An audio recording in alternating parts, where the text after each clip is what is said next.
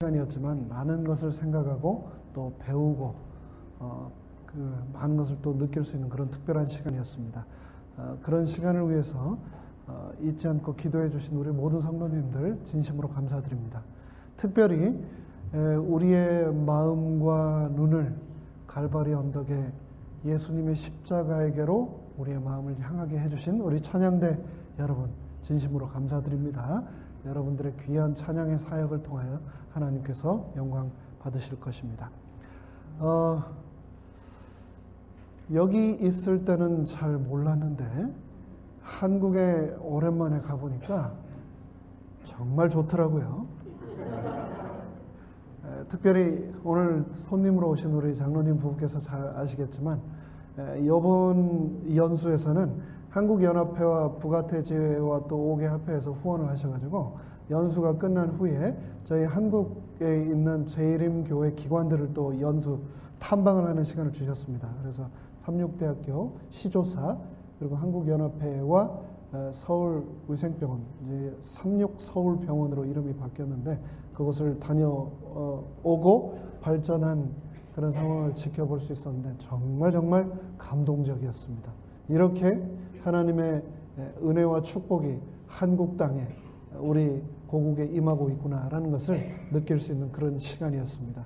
모든 이 일들을 인하여 하나님께 감사드리며 특별히 모든 일정을 잘 마치고 돌아올 수 있도록 보호하신 하나님과 여러분 기도에 다시 한번 감사드립니다.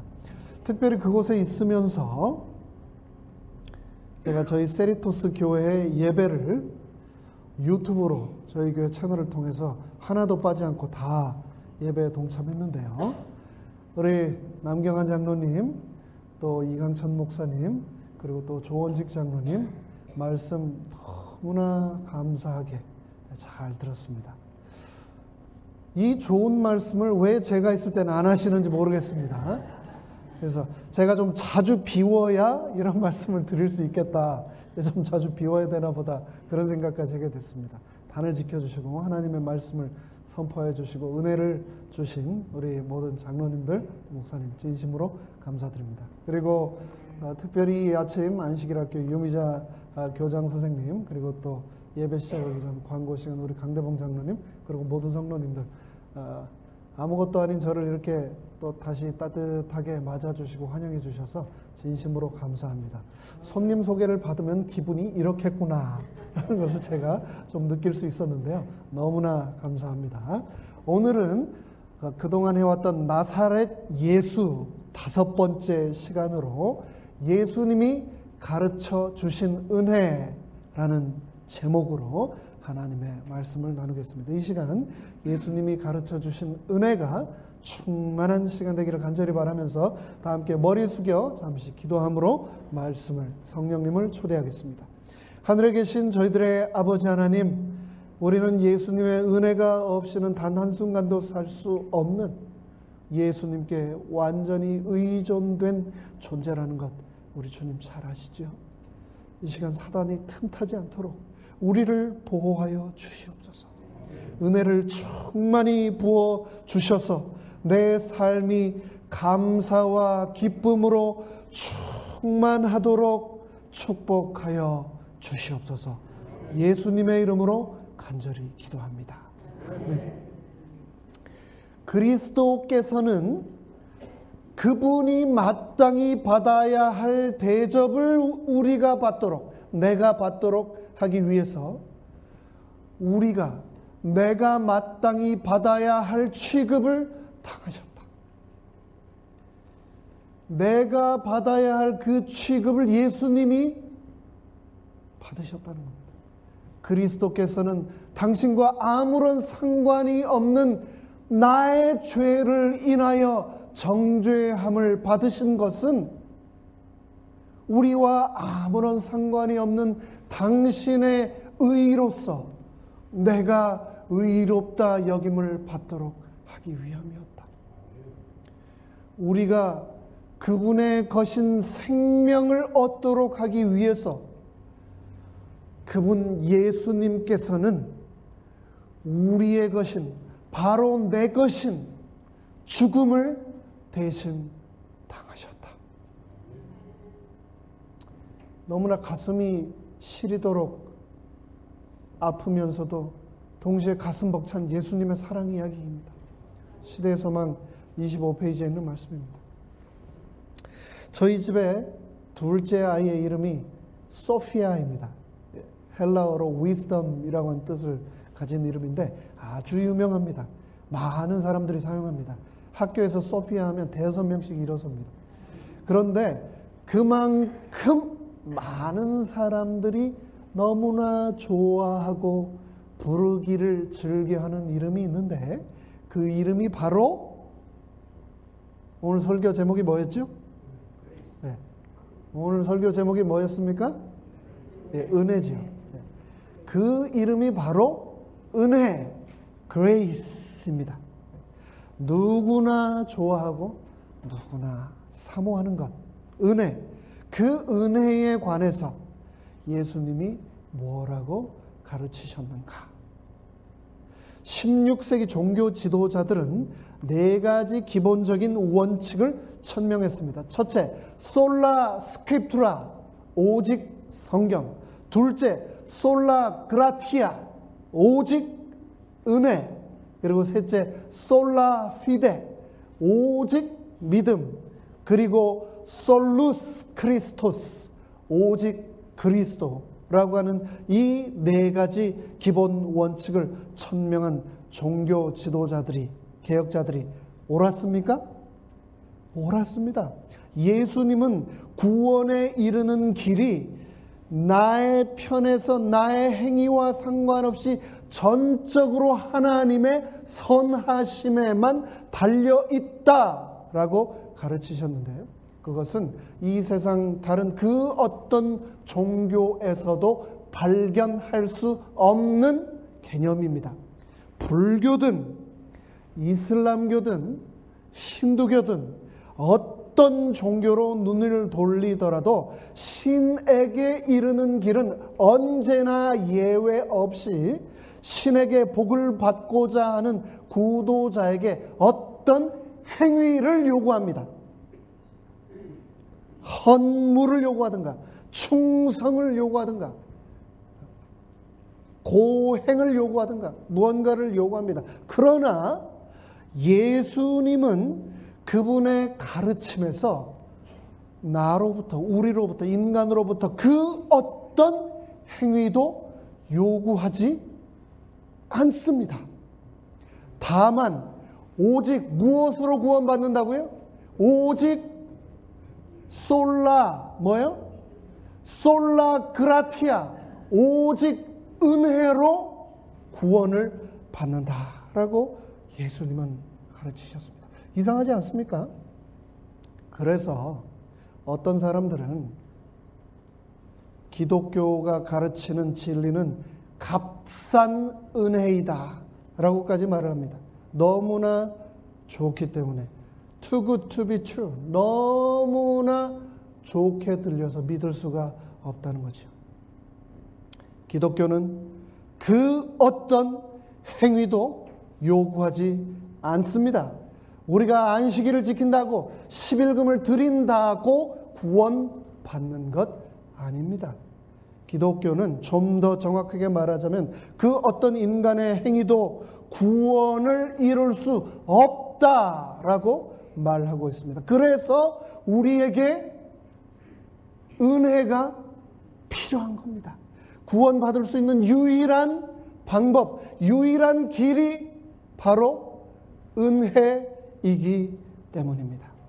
은혜, 이 주제에 관한 다양한 사상과 주장 가운데서 진리를 추려내려면 우리는 예수님의 삶과 그분의 가르침을 주의 깊게 살펴보아야 합니다. 흥미로운 것은 예수님은 그분의 공생애와 그분의 봉사 기간 동안 이 땅에 사시는 생애 내내 단 한 번도 카리스, 은혜라고 하는 말을 단 한 번도 하지 않으셨다라는 겁니다. 왜 그랬을까요?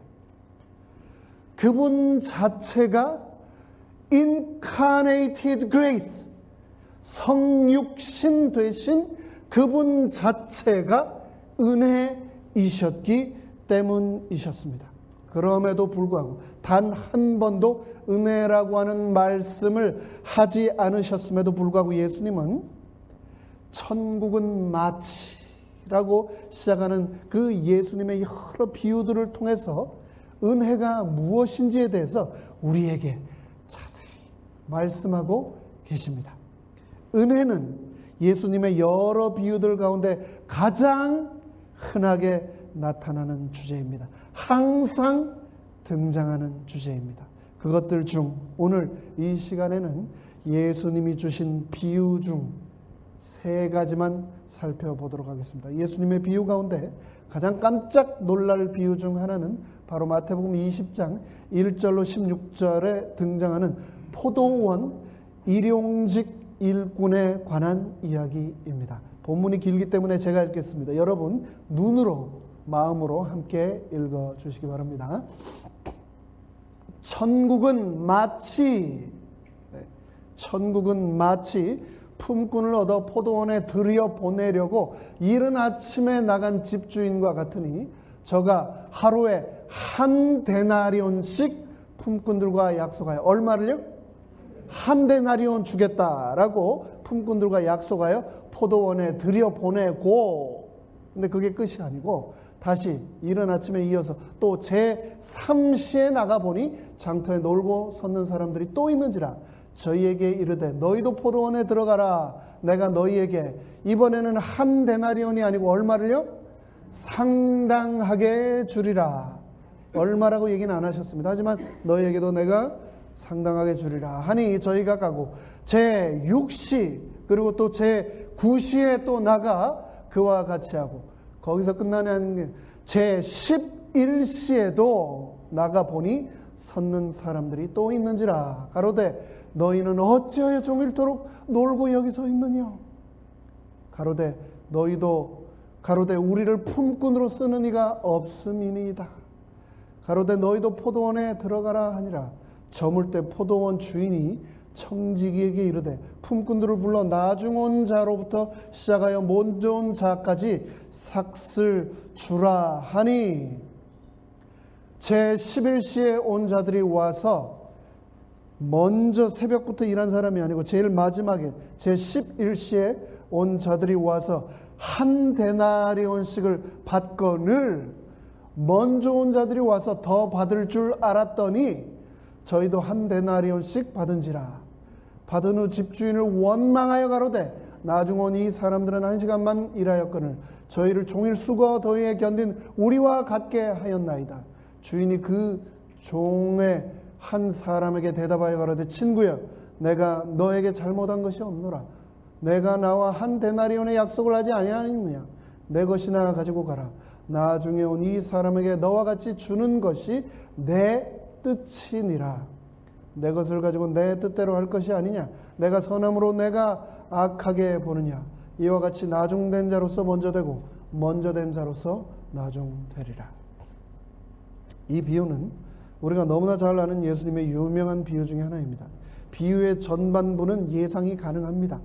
주인이 아침부터 늦은 오후까지 일꾼을 찾는 것, 우리가 예상할 수 있습니다. 그런데 이 이야기의 후반부는 우리의 예상을 완전히 뒤집어 엎습니다. 예수님은 처음에 2000년 전이나 지금이나 흔히 있을 법한 상황을 묘사하시며 천국은 마치라고 하며 천국에 관하여 말씀하고 계십니다. 요즘도 아침에 나가보면 홈디포 앞에서 일거리를 찾기 위해 사람들이 서성거리는 것처럼 그 당시의 사람들도 일거리를 찾기 위해 길거리에서 서성거렸습니다. 그리고 주인은 일용직 일꾼이 필요하여 그곳에 와서 일꾼들을 데리고 갔습니다. 예수님 당시 여기에서 말하는 은전 한 데나리온은 노동자의 하루 품삯이었습니다. 6시, 아침 6시에 고용된 사람들은 당연히 그들의 보수로 12시간 일한 품삯을 받을 것이라고, 한 데나리온을 받을 것이라고 기대했을 것입니다. 그날 더 늦은 시간에 고용된 다른 사람들은 빼먹은 시간을 제하고 그에 맞는 품삯을 받는 것이 상식입니다. 상식. 시간당 임금. 그 임금을 받는 것이 상식이죠. 그런데 지금까지 이 이야기는 문제가 없습니다. 이 이야기는 특별하지 않습니다. 그런데 이 후반부 드디어 저녁이 되었고 일꾼들은 저녁 6시에 그날 일을 모두 마쳤습니다. 그런데 놀랄 일이 두 가지 일어납니다. 첫째, 임금을 일당을 지급할 때 먼저 온 사람부터 주지 않고 가장 나중에 11시에 온 사람부터 주인이 지불하라고 지시한 겁니다.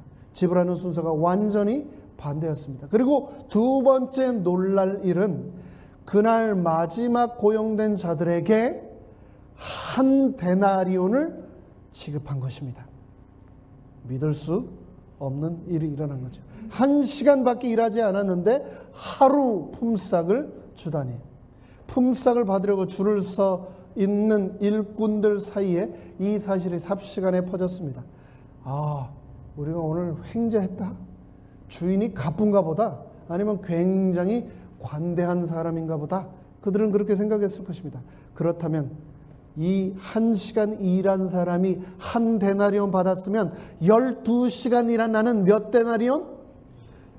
12데나리온 받겠네? 하루 일하고 12일치 받겠네? 땡 잡았네? 라고 생각을 하면서 부푼 기대로 심장이 벌렁벌렁하면서 1급을 받기 위해 줄 서 있었을 것입니다. 그러나 놀랄 일이 일어났습니다. 주인은 1시간 일한 사람이나 3시간 일한 사람이나 6시간, 9시간 일한 사람이나 12시간 일한 사람이나 똑같이 한 데나리온을 지급했습니다. 모두 똑같은 품삯을 받았습니다. 온종일 일을 했든지 1시간 일했든지 한 데나리온. 그리고 나서 원망이 시작됐습니다. 조금 전에 그토록 그들을 기대하게 했던 주인이 순식간에 불공정한 사람이 되었습니다. 나중 온 이 사람들은 1시간만 일하였거늘 저희를 종일 수고와 더위를 견딘 우리와 같게 하였나이다. 여러분, 이런 사장님 만나보셨습니까? 이런 주인 밑에서 일해 보신 적 있으십니까? 제가 앤드류스에서 수학할 때 학생이기 때문에 캠퍼스 안에서만 일을 할 수 있었습니다. 그래서 하우스키핑도 하고 라이브러리에서도 일을 하고 또 유니버시티 프레스에서도 일을 했습니다. 그런데 그 어떤 곳도 제가 일한 것보다 단 1분도 더 페이해 주는 곳이 없었습니다. 정확하게 클락인하고 클락아웃하면 분까지 계산해 가지고 정확하게 약속된 시급을 지급해 줬습니다.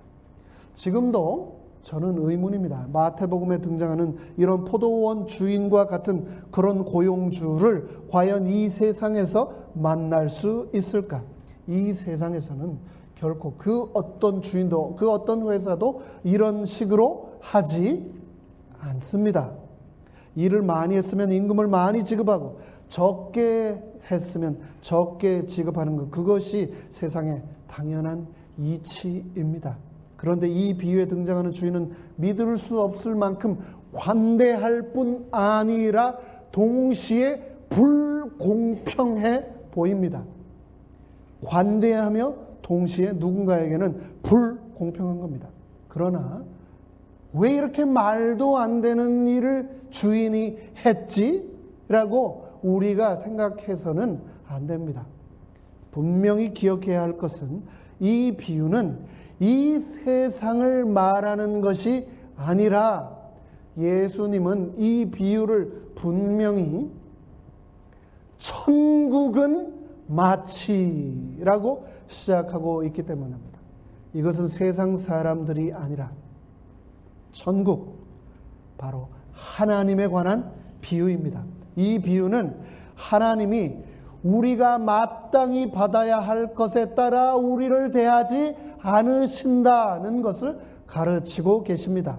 하나님은 내가 마땅히 받을 자격이 없는데도 불구하고 그것을 우리에게 주시는 분이다라는 것을 말씀하고 있는 겁니다. 이 이야기를 듣고 나는 12시간 일을 했는데 왜 이렇게 하나님은 나를 부당하게 대우하시지? 내 기도에 왜 응답하지 않으시지? 왜 나한테 이렇게밖에 하지 않으시지? 라고 주인을 불공평하고 불온전한 사람으로 이해한다면 예수님이 우리에게 주시고자 하시는 은혜에 관하여 전혀 우리가 다가가지 못하고 있다는 것을 깨달아야 하겠습니다. 이 비유에서는 문 닫기 전, 해 지기 직전 11시에 하루 종일 일거리가 없어서 괴로워 다음날 먹을 것에 대해 염려하고 있던 나를 건져서 일하도록 해주고, 그리고 그것도 부족하여 하루 일한 사람들과 똑같이 한 데나리온이라고 하는 품삯을 준 주인의 은혜에 감사하는 11시에 포도원에 들어간 그 일꾼이 바로 나다라는 것을 예수님은 말씀하고 계신 것입니다. 그것이 바로 은혜이다라고 말씀하고 계신 겁니다. 우리가 마땅히 받아야 할 취급을 받지 않는 것, 그것이 은혜입니다. 엘렌 화이트는 이를 정말 기가 막히게 표현했습니다. 시작하면서 읽었던 이 말씀 다시 한번 읽겠습니다.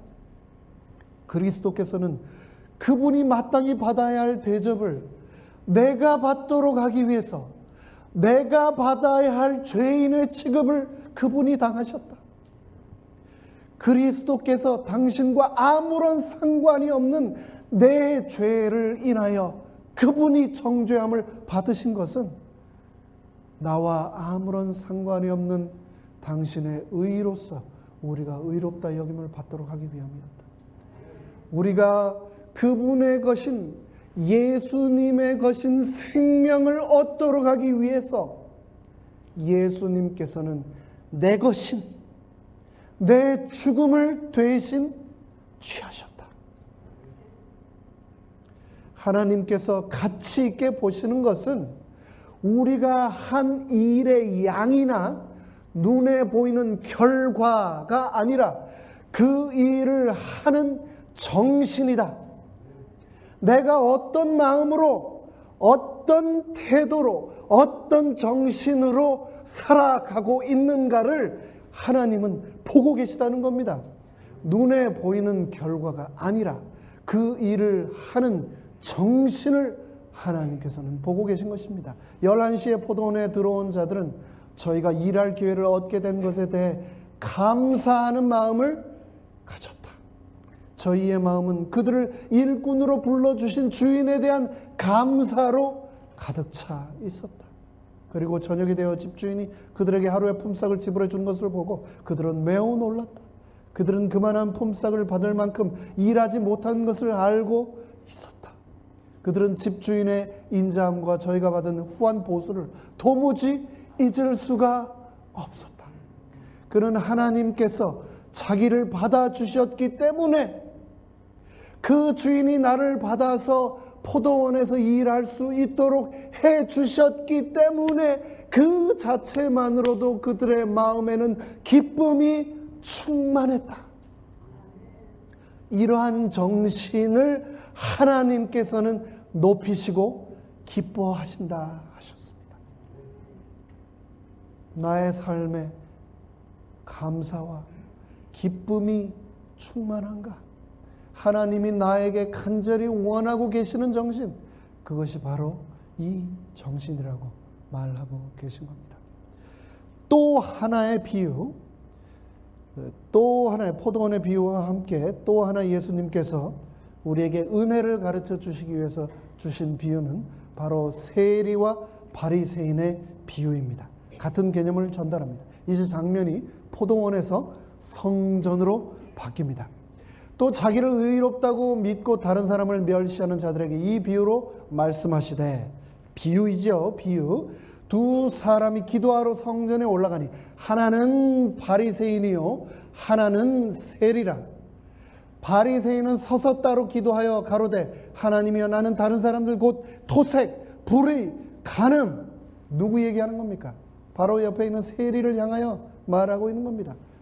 그들과 같지 아니하고, 그러면서 다시 한번 말하죠. 이 세리와 같지 아니함을 감사하나이다. 나는 일회에 2번씩 금식하고, 여러분 일주일에 이틀 금식할 수 있겠습니까? 저는 절대 못합니다. 한 끼도 어렵습니다. 그런데 이 사람 대단하죠. 일회에 2번씩 금식하고 소득의 11조를 드리나이다 하고, 그 옆에 세리는 멀리 서서 감히 눈을 들어 하늘을 우러러 보지도 못하고 다만 가슴을 치며 가로되 하나님이여 불쌍히 여기옵소서, 나는 죄인이로소이다 하였느니라. 내가 너희에게 이르노니 이 사람이, 이 세리가 저 바리새인보다 의롭다 하심을 받고 집에 내려갔느니라. 무릇 자기를 높이는 자는 낮아지고 자기를 낮추는 자는 높아지리라 하시니라. 놀랍지 않습니까?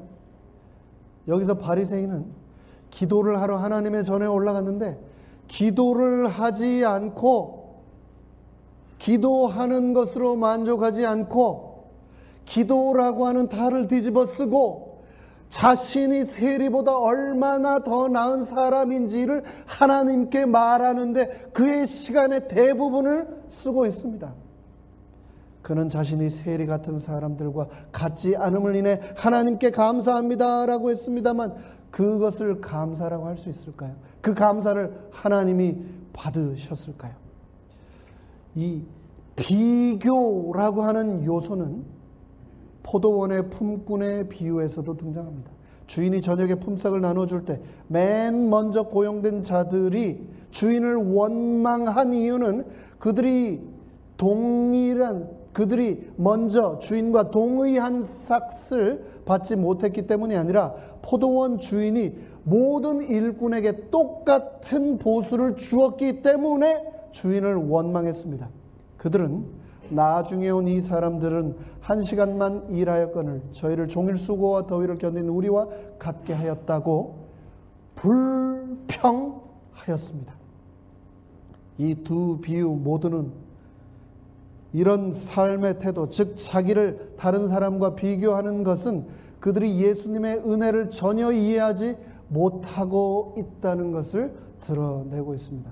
우리가 천국에서 자리를 얻는데 얼마나 합당하지 않은지, 우리의 구원을 위해 치른 대가가 얼마나 엄청난 것인지를 온전히 깨달은 사람은 나 자신을 다른 사람과 비교하려는 생각을 할 수가 없습니다.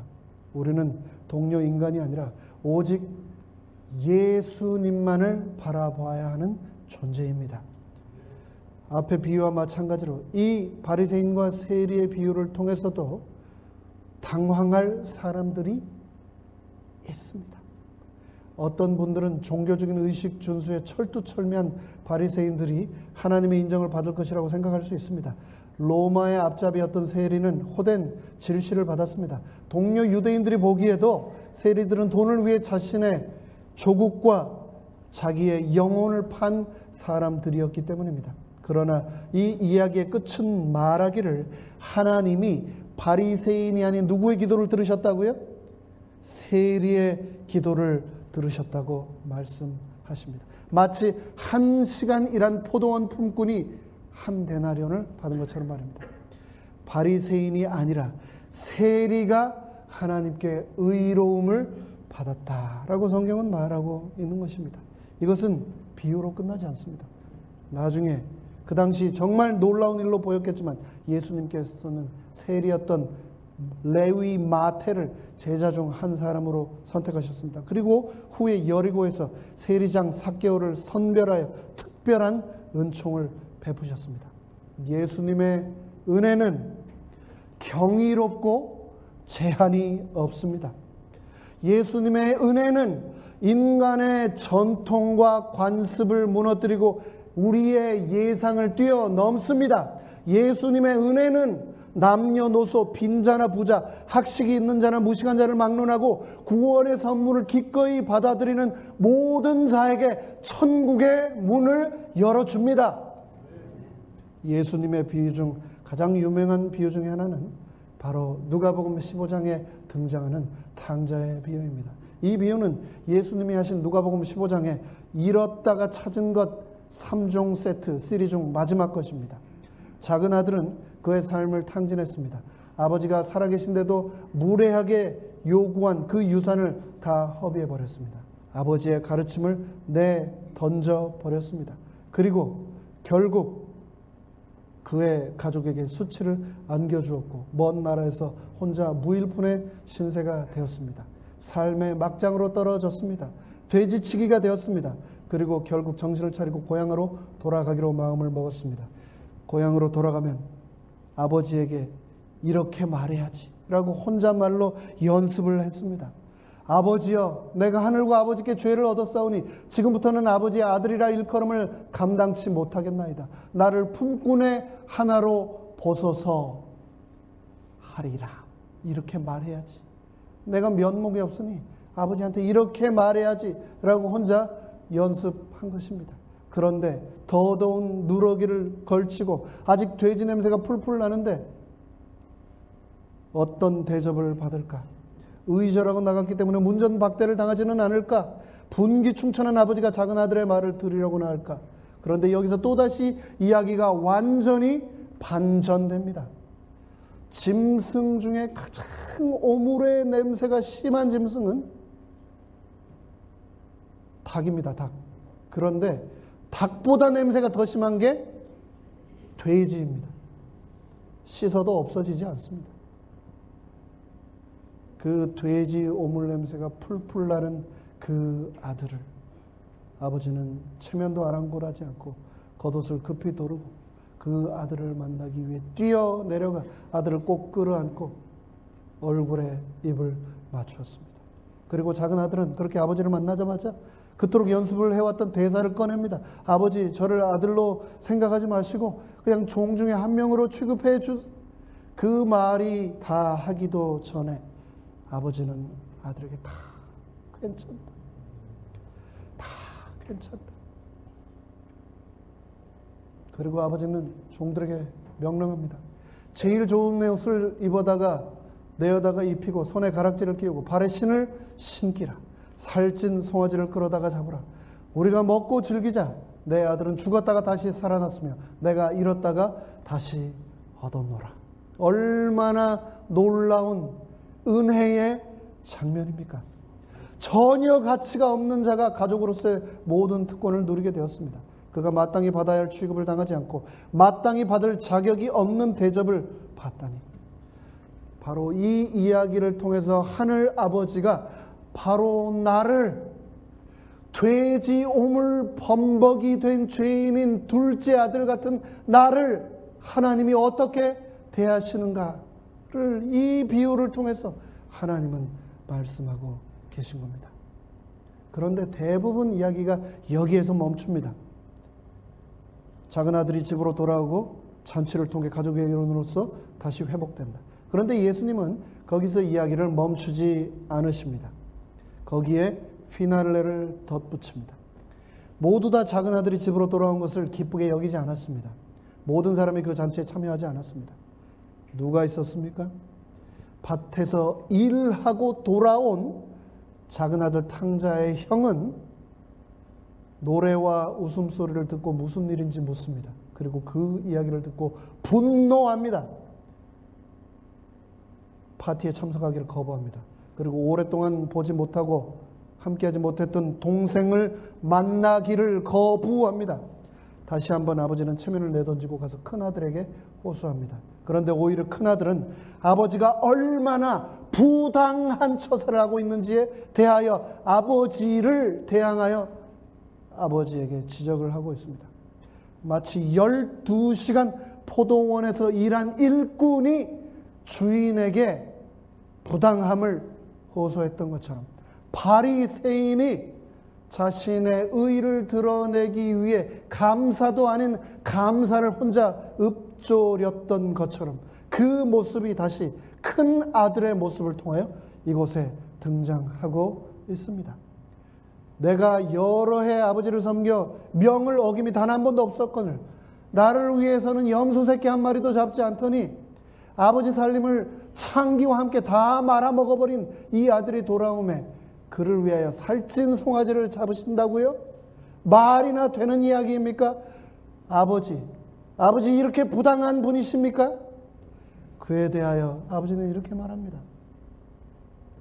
사랑하는 아들아, 너는 항상 나와 함께 있으니 내 것이 다 너의 것이다.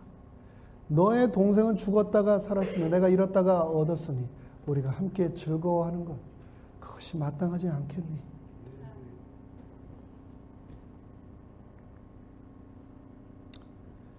내가 너희에게 이르노니 이와 같이 죄인 하나가 회개하면 하늘에서는 회개할 것 없는 의인 99을 인하여 기뻐하는 것보다 더하리라. 내가 회개할 것 없는 의인 99명 중에 한 명이 아니라 내가 죽을 수밖에 없는 그 한 명의 죄인이었는데 내가 회개하는 그 모습을 보고 하나님이 너무나 기뻐서 하늘에서 잔치를 여신다는 겁니다. 그것이 은혜 아닙니까? 예수님이 주신 이 세 가지, 이 모든 비유는 모두 다 반전을 포함하고 또 엄청나게 충격적입니다. 세 가지 비유 모두 다 공의와 공정성에 대하여 의문을 불러일으킵니다. 세 가지 비유 모두 자신들이 일한 만큼 보상받아야 한다고 생각하여 투덜대며 불평하는 자가 있습니다.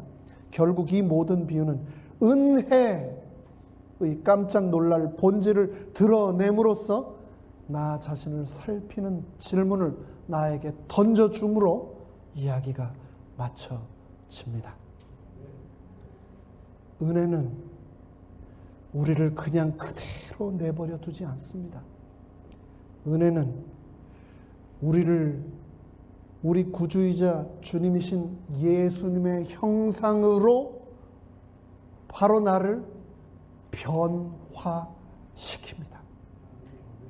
나의 삶에 역사하는 은혜의 능력, 예수님은 그것을 말로 가르치지 않으시고 삶으로 가르치셨습니다. 말 그대로 체현된 은혜, incarnated grace.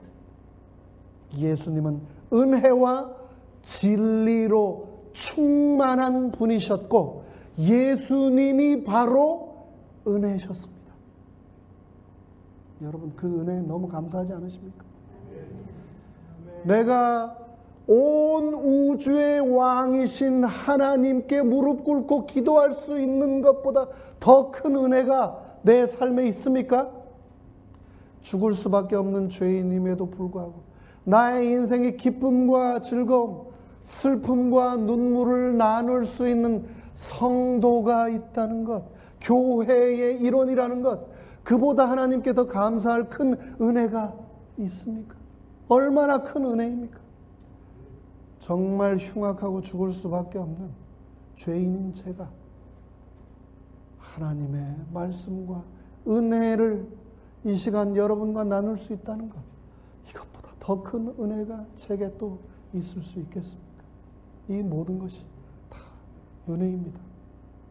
삶이 부당하고 불공평하고 공의와 공정성에 대하여 의문과 분노를 가지고 살아가며 은혜로부터 멀리 떨어져 살지 마시고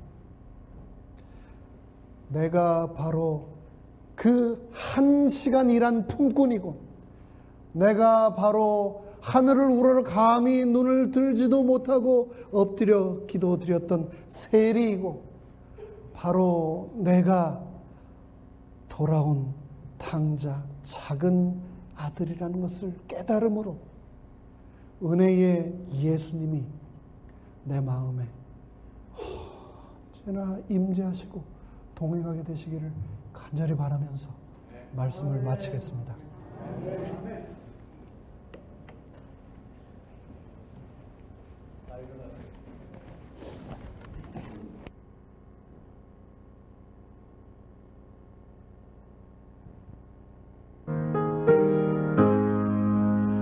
늘 함께 하소서 내 주 예수 한없는 평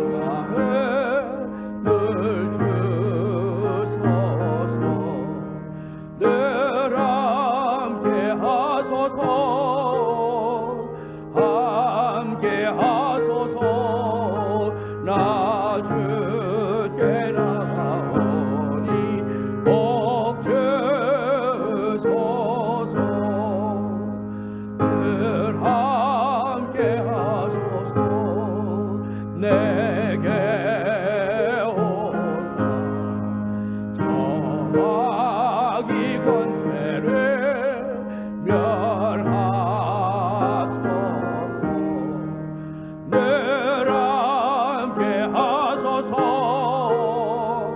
함께 하소서. 나 주께 나가오니 복 주소서. 늘 함께 하소서. 임하소서. 내 희로의 낙한 늘 캡소서. 늘 함께 하소서. 함께 하소서. 나 주께 나가오니 복 주소서. 늘 함께 하소서. 이 몸마다 주님의 것으로 정하소서. 늘 함께 하소서. 함께 하소서. 나 주께 나가오니 복 주소서.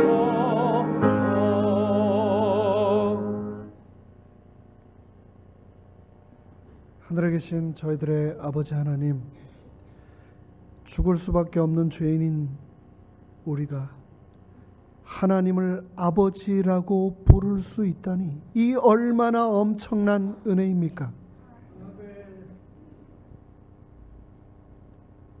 은혜의 아버지 하나님, 내가 비록 11시에 포도원에 들어가게 된 품꾼이고 또 흉악한 죄인인 세리와 같은 존재이며 아버지와 가족을 배반하고 창기와 함께 살림을 다 말아 먹어버린 그런 죄인임에도 불구하고 나를 다시 안아주시고 나에게 생명의 입맞춤을 주시니 그 은혜를 인하여 감사드립니다. 우리 하나님의 놀라우신 은혜가 내 삶을 주장하여 주시고 나를 두루 감싸 안아주시고 내 삶의 끝까지 동행하여 주시옵소서. 예수님의 놀라우신 은혜에 감사하오며 예수님의 이름으로 간절히 축원하옵나이다. 아멘.